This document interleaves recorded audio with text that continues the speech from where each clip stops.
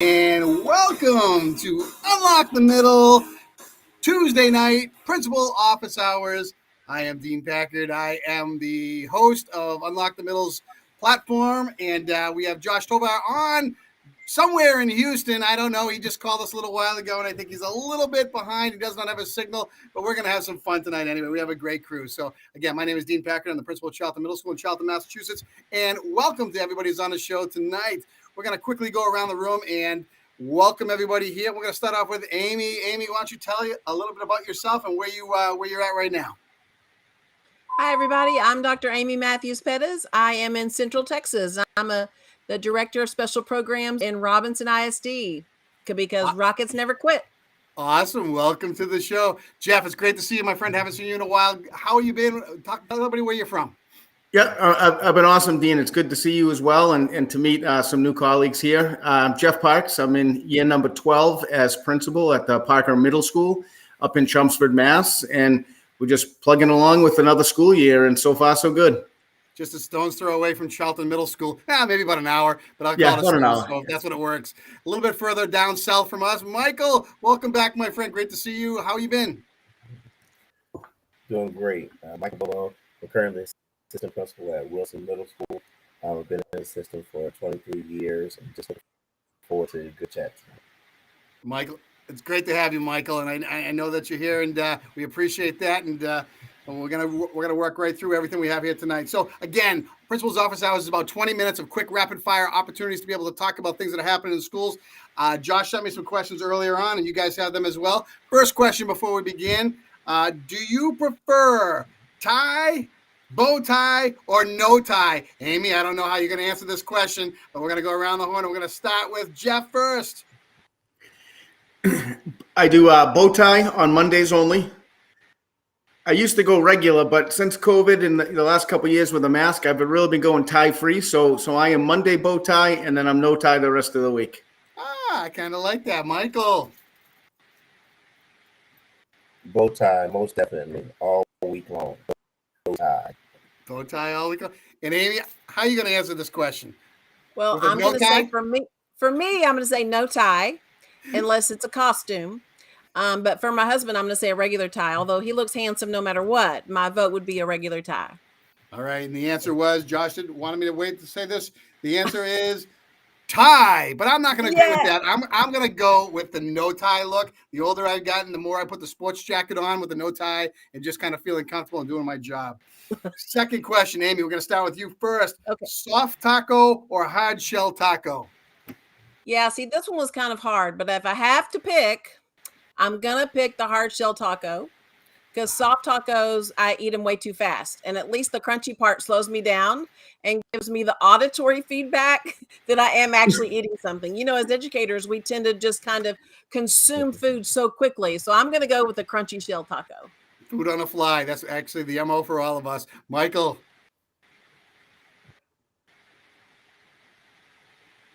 Michael. Well, I definitely would do the hard taco. Tacos aren't good for me. You hear me? I got you. No, we got you the hard taco. Jeff. Yeah, 100% hard shell. And then you take one more at the end to break it up to eat everything that falls out like nachos, right? So it's the extra bonus. Absolutely. I agree. Good point. Listen, I'm going to go with the hard shell taco as well. And the correct answer was from Josh. Soft taco. Josh, down in Texas. What's going on down there, man? Right. You guys got to lighten up a little bit. That hard taco is the way I would go each and every time. I agree. Thank you, guys. Hey, here's the question. You guys all have this here, and I want to read through it very quickly. We'll go around the room with it. You start eating lunch after third lunch finishes. Jan, who is one of the dedicated Stuco kids, comes to your office letting you know that her classmates are waiting outside the classroom for Miss Christie to let them in. You know that Miss Christie is absent because you opened the room for the sub. You walk in with Jan to the room and open the door. As you walk in and turn on the light, you see the sub in the back of the room, and you can hear they are asleep. The kids walk into the room. You get close to the sub and wake them up, wake her up or him up. As you get close to the smell, you smell something that's not normal from her breath, and they open their eyes and they start to slur their words. What do you do? Now let's ponder that one for a second, because I'll tell you, and I'm going to wait. I'm going to go around the room first. I don't know if you've ever had that opportunity, but let's peel this one backwards. Jeff, why don't we start with you? Sure. Fortunately, I haven't had this exact, scenario happen to me. But in thinking about it, so, kind of thinking quickly, my goal would be to get the kids away from the situation. So I would direct the students back out into the hall. I'd make a call on my radio and have my assistant principal come down to the room immediately and ask him to either bring the nurse or the SRO. I'd have the AP, my assistant principal, take the kids, on a walk, take them outside for a break, get them out of that general area. And I would ask either the nurse or our SRO to kind of help with a quick assessment. And then, once it was clear enough or there were no students, I would want to get that person to a secure location to get them away from students, which would probably be the back room of the nurse's office or something like that, where it can be more discreet than bringing them into my office or somewhere where there's going to be more eyes on. So really trying to isolate that person from as many people as possible. Obviously we have to assume that my initial thinking of, I smell something funny, they just woke up, they're not talking correctly. I'm thinking that they may have been drinking or under the influence of something, but I also have to give them the benefit of the doubt that they're not, right?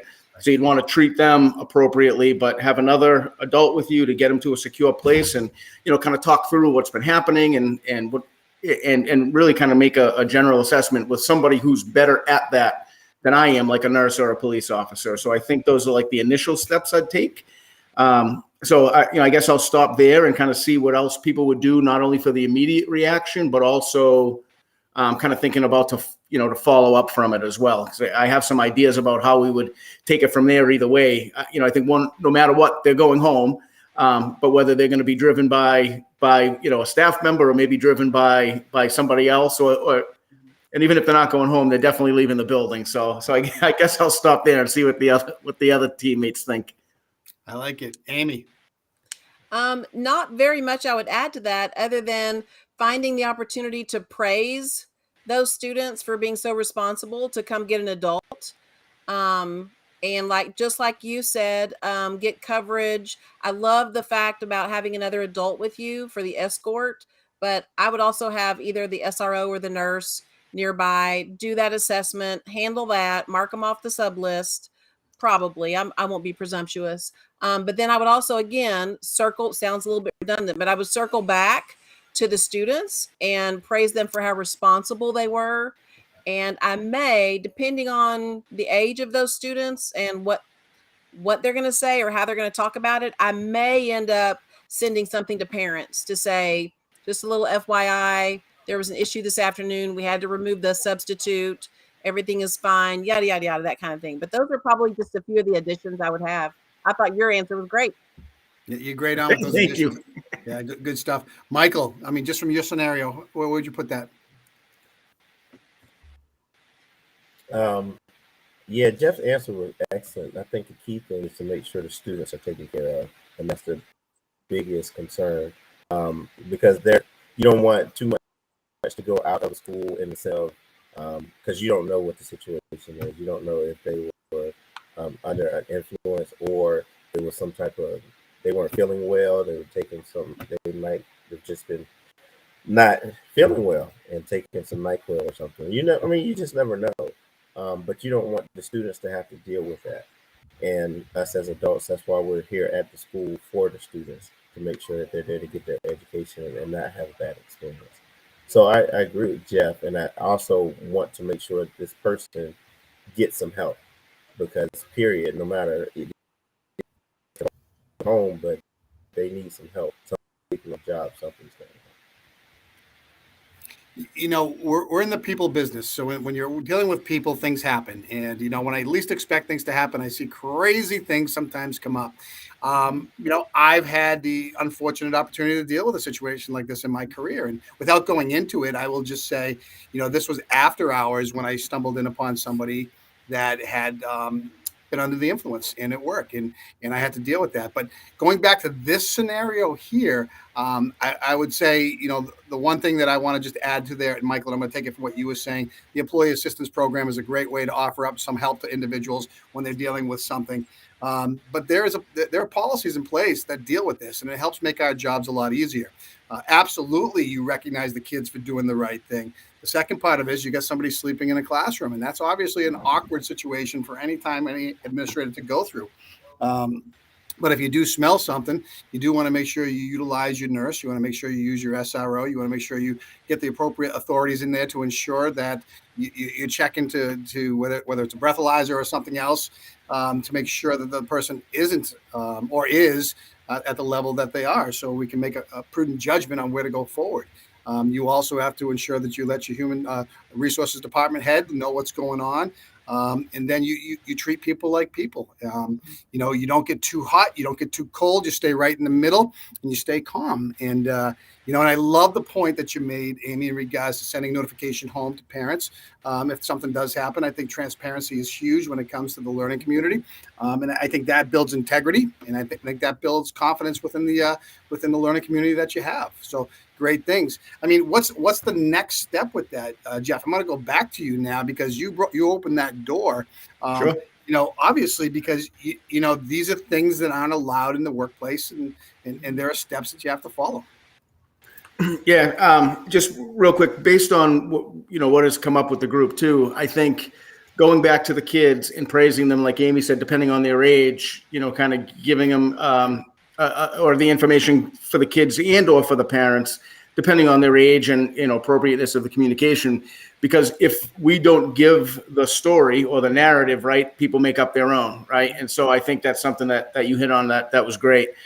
So I think as far as next steps, it really kind of depends on what the outcome was. I think sharing what the concern is, that here's how you appear to be at this time, and following up on it that way. But as far as in the immediate, let's say that we're still 20, 30 minutes removed from you stumbling into the classroom.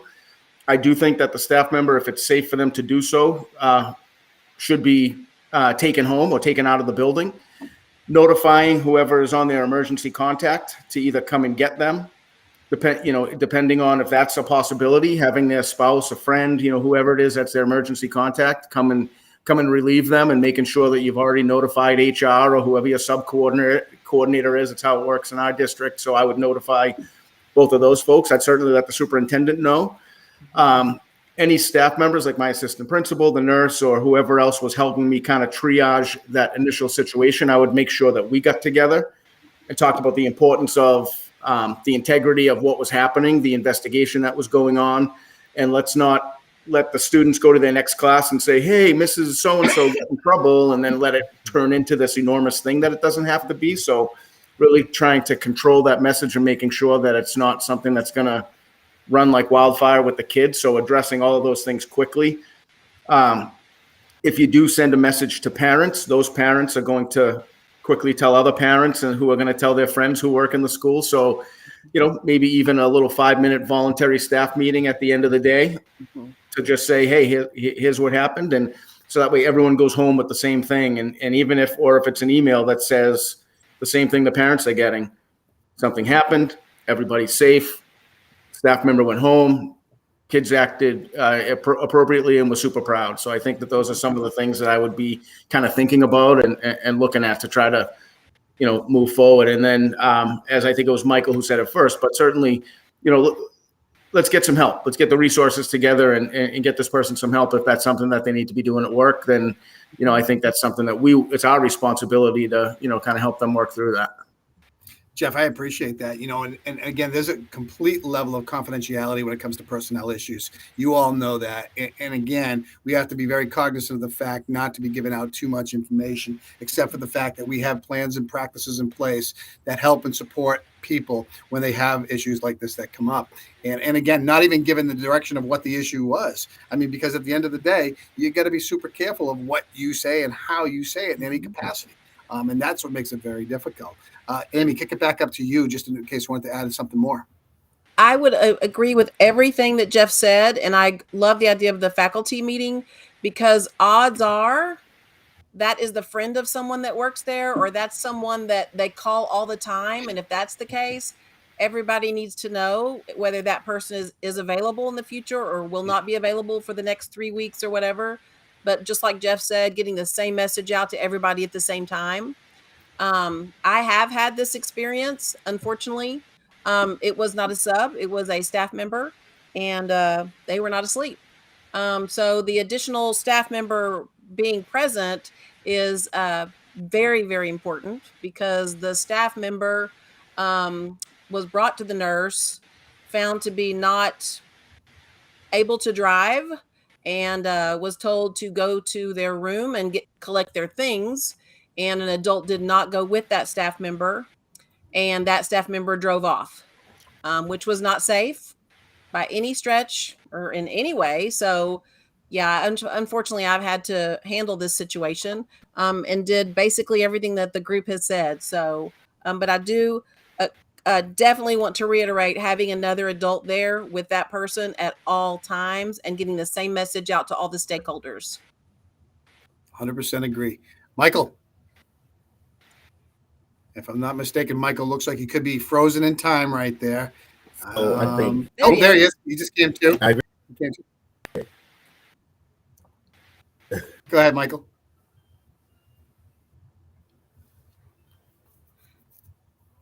Hey, Dean, while we're waiting for Michael, I noticed there's a question in the chat Okay, about yeah, would you hold a staff meeting with 2,500 with 180 teachers? And no, it wouldn't necessarily have to be a staff meeting, maybe a quick email, but somehow letting everybody know the same information. Yeah, and I'm glad you said that, Amy, in regards to this. Again, there is a level of confidentiality that I very much would want to tiptoe on that line, especially when it comes to somebody's overall well-being or choices in the moment. So unless it became a safety issue that could affect multiple people, I would just probably caution how I would get that information out. Just circling back right now and deal with the situation in hand with the circle of people that are in that vicinity at that point in time. Again, you got to question witnesses. Again, you got to make sure that you document everything that you do. All those things are vitally important to ensure the integrity of follow through. And again, I wish I could tell you that I never came across something like this. But nothing surprises me in 30 years in this business now, because I think I've dabbled in about almost anything possible that could happen. Knock on wood. I don't know if there's more to it or not, but very, very interesting. So how do you close that out though? I mean, let's talk about that for 1 second when it comes to closure. In a situation that I worked through, I had some opportunities to speak with the individual person afterwards a lot, trying to help them understand the bigger picture, what it looks like, and trying to find ways to provide help for individuals who are struggling during times in life. You guys agree? I completely agree. And I want to circle back to what was already said about involving HR, because most educators are doers and fixers and action takers. But I love what you said, Dean. We have to rely on the policies and procedures that we have in place. We can't be the Lone Ranger to fix it. Even though we may think we can, you've got to follow procedure and policies for consistency. So I agree. Try to help that person as much as possible. But priority is adhering to policies and procedures, because odds are there's probably someone in HR that knows exactly what to do and knows exactly which T's to cross and I's to dot. I agree 100%. Coach Central here. I love this right here. And if this happened during the school day, he's absolutely correct in the world we live in. Think about the age of the students and who may have taken a video or a picture and posted it already. You know what, Coach? You're 100% correct. We deal with that every single day within the school day. So that is a true possibility.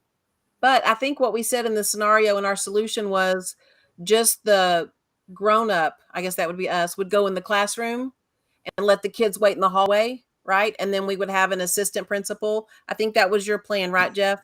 Be with the students in the hallway and then escort them elsewhere. So fingers crossed, nobody got anything to video, but I agree. That's a very, very valid point.